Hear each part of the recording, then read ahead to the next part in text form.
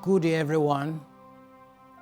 The chairman of this occasion, other members of the high table, distinguished ladies and gentlemen, I am here today to present a book titled Finishing Well, Passion for Leadership Excellence, written by Pastor Ibrahim, Bamaiyi, Maigadi. I must say right from the onset that effective leadership is a sine qua non for development in Africa. Lessons from Maigadi's Finishing Well, Passion for Leadership Excellence. I must thank the Lord for this opportunity to present this book to the public.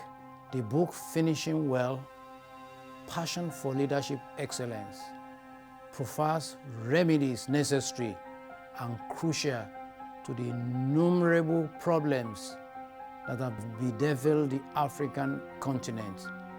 These problems sum up simply as bad leadership, simple and squarely. The book is divided into 9 chapters and devoid of pseudo-intellectual frills that pervade some of the similar books that have handled similar subjects, combining real-world experience with biblical narratives to shape the book's perspective. The author offers a remarkable piece that can best be appreciated by those who value knowledge and education. Chapter 1 gives an overview of the subject matter that engages the book, while Chapter 2 through 7 is a painstaking discourse of the various strands of the book's theme, qualities of ideal leadership. These qualities are vision, integrity, love, passion, sacrifice, and mentoring. The author argues that the leaders that possesses these qualities naturally finish well. Chapter 2 specifically focuses on vision, the grace of seeing tomorrow today. Chapter 3 addresses the quality of learning. It proposes that leaders need to learn to study those serving in their administration, noting that learning to lead is fruitful if it involves learning as we lead. While Chapter 4 examines the quality of love, and the author emphasizes the value of loving as we lead. Chapter 5 deals with passion, the drive or desire that is critical to success in any endeavor, such as leadership. Chapter 6 treats the quality of sacrifice, since genuine leaders are expected to demonstrate the willingness to forego certain personal advantages or benefits for the sake of giving the best to the followers. Chapter 7 is about mentoring to allow for continuity. Lack of continuity, often given the Nigerian experience, been described as the bane of leadership in Africa. This explains why there are abandoned projects by successive administrations. Good leaders succeed with a good successor. Chapter 8 is a detailed discussion of the overwhelming challenges of overcoming dictatorial regimes in Africa. It pontificates on the consequences of colonialism and imperialism on the continent, the continuing regime of the dictatorship in most African countries, which has led to a one-party state and consequently provides a fertile ground for stunted growth and development. The book ends with appendices, some vital information about individuals that demonstrated the leadership ideals expanded in chapters 2 through 7. It profiles 34 leaders who, in the view of the author, finish well as leaders. This book comes from the background of Africans' past leadership since independence and cuts into the present outlook of leadership on the continent vis-a-vis the conditions most of the countries unfortunately full of pity and worries. The first generation of nationalist leaders who are regarded as founding fathers of Africa, people like Kwame Nkrumah, Abdel Nasser, Leopold Sédar Senghor, Houphouët Boigny, Sékou Touré, Modibo Keïta, Olympio, Julius Nyerere, Kenneth Kaunda, and Banda personified their countries and enjoyed overwhelming honor and extreme prestige. Most of these leaders took advantage of their power, monopolized it, and created a system of personal rule that encouraged personality cults. History remembers them for the noble and ignoble roles each played in their states during their reigns. Had they demonstrated sufficient passion, love, and sacrifice, the African nation would not be spoken of today in derogatory terms on the international arena as a continent of poverty, diseases, penury, and pestilence. This is a critical point made in this book by the author.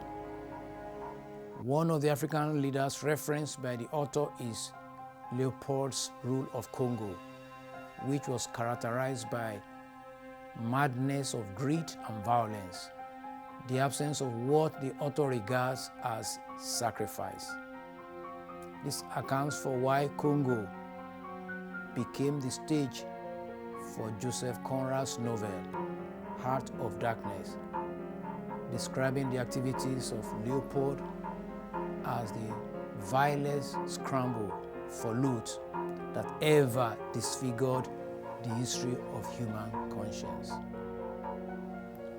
There's a corollary between the values of self-aggrandizement by past leaders and current African leaders, which has led to the continued shrill voice for leadership change, disturbing calls for secession in some quarters, and social crises that have engulfed African states. Recent examples of such calls and social political crises have occurred in Nigeria, Uganda, Burundi, Chad, Niger, Togo, and Sudan, to mention a few. Democracy through the electoral process is meant to offer Africans the opportunity to shape their future following previous experiences of governance that were largely characterized by absence of love for the followers and lack of vision to place the continent and our people on a scale comparable in economic, social, and technological eminence as other advanced economies of the world. This lack of vision, passion, and love has occasioned the pauperization of African countries and is the result of failed leadership in the continent. This may be why Roosevelt, decades ago, described Gambia, after seeing the decadence in the country, as hellhole. Yet these are the virtues that are critical to successful leadership and good legacy, and the qualities that Maigadi so passionately discusses in this book, but painfully and cheerfully regrets to be lacking in many of the leaders that Africa has had. But there is the flip side to the abhorrence of leadership style associated with Africans' past and current leaders. To demystify that good leadership is impossible in Africa and elsewhere in the world. The author identifies some past leaders in different professions who head up the fight of positive and effective leadership.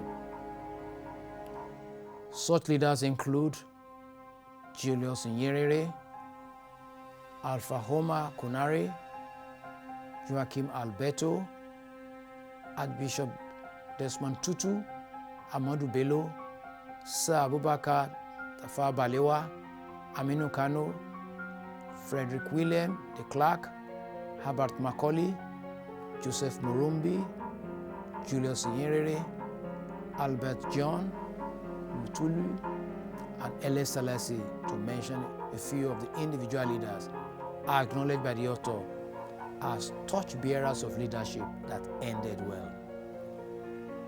The crucial lesson of Maigadi's exposition is that Africans must rise above politics that is vulnerable to demagoguery and divisiveness. This is only possible with the enthronement of leadership that manifests vision, love, sacrifice, passion, and willingness to mentor for positive continuity for development and socio-economic growth. This is an instructive credo for leadership in Nigeria, a country scandalously blessed with human and material resources, yet gratuitously poor and punctuated by calls of secession due to perceived ethnic jingoism, political bigotry, injustice, and inequality in the treatment by successful administrations of the different states and zones that make up Nigerian nation. Ladies and gentlemen, finishing well, passion for leadership excellence is a clear and benevolent call to aspiring leaders and those in position of leadership today to seize the opportunity of leadership. They have to turn things around for the good of those they lead. This book comes at a time that the present administration is witnessing one of its most trying times till date. The exhibition of Maigadi's leadership credo might come to the rescue of the nation, which is tottering dangerously on the path of lawlessness and near anarchy. No nation has achieved meaningful development without the input of effective leadership. These viewpoints come strong and pertinent to the political business of installing genuinely visionary, loving, passionate, sacrificial, learning, and effective leadership in Nigeria, albeit the whole of the continent of Africa. The author presumed he could use one edition of a book to talk of the multifaceted problems facing African countries. It is an achievable task that is imaginary. Perhaps the burning desire to get his thoughts across necessitated the author taking on so many subjects within the main subject of the book to express a statement. The author writes with sobriety, intelligence, and an appreciable knowledge and understanding of history of governance in Africa, biblical information, and its applicability to real-life problems for required solutions. Ladies and gentlemen, this easy-to-read style of the narrative makes the book of a fascinating reading and recommendable text. The profundity of its information, the breadth of its coverage, and the remarkable elucidation of each viewpoint is tellingly inspiring and dwarfs any noticeable weakness the book has.